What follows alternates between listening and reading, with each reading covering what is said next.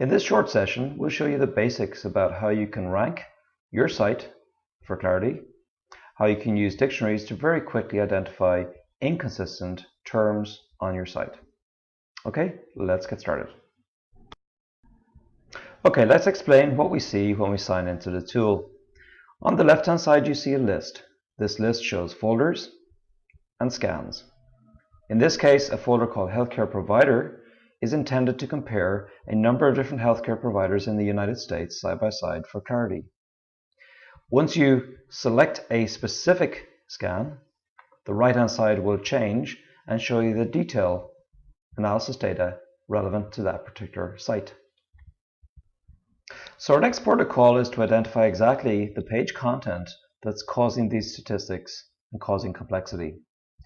1 in 3 pages are above 20 words online, and that augurs not so well for engagement. Let's scroll down and see what the worst offenders are. In this case, there's a page called HIPAA 5010. This is designed to be read by third parties. Let's see exactly that content detail. We click to the Clear Language tab, and we see a list breakdown showing each page and the content in the bottom section by page. Consider this example. As a result of the announcement, all Highmark trading partners that have already been approved for 5010 production and were previously billing IBC and or AHA players in 4010 have been activated for IBC and AHA 5010 transactions and can start billing in 5010 immediately. There's a lot of complexity in this content. The likelihood is that the reader is not going to understand fully the implication and will likely phone us to seek clarification. We also see 2 occurrences of passive voice. Passive voice is where the subject is acted on by the verb, in this case, approve.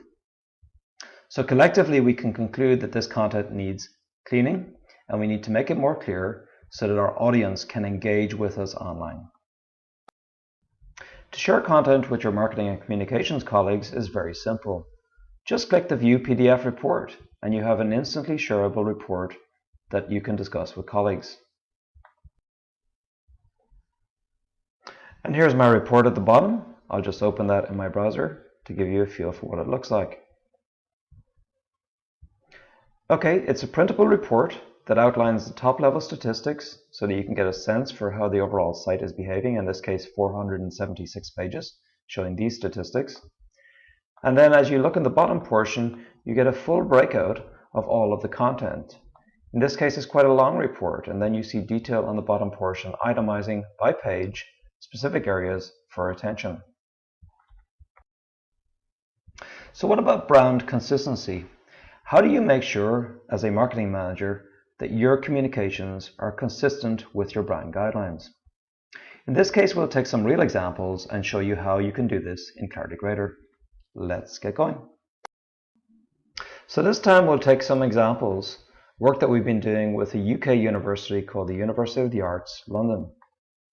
We have a folder over here on the left showing University of the Arts, and we've done 3 separate scans.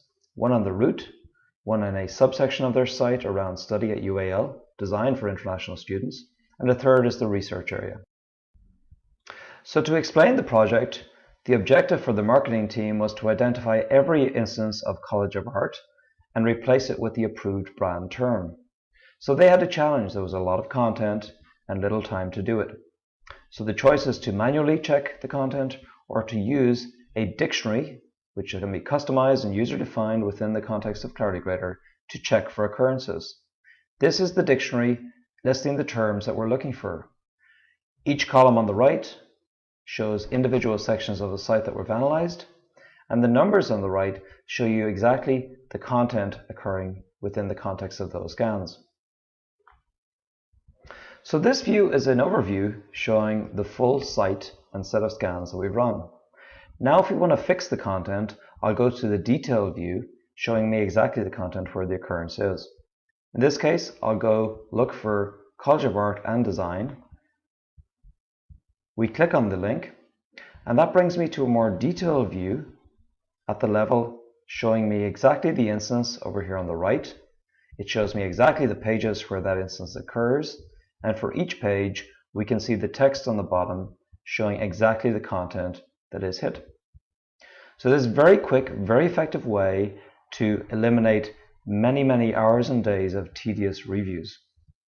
The final piece of this puzzle is to generate a report so that we can share with colleagues. And just like before, this report is one click away from us and is immediately available to us. In this case, I'll open the report and I can now use that to help people understand the touch points of all of these disapproved terms that we need to cleanse from the content.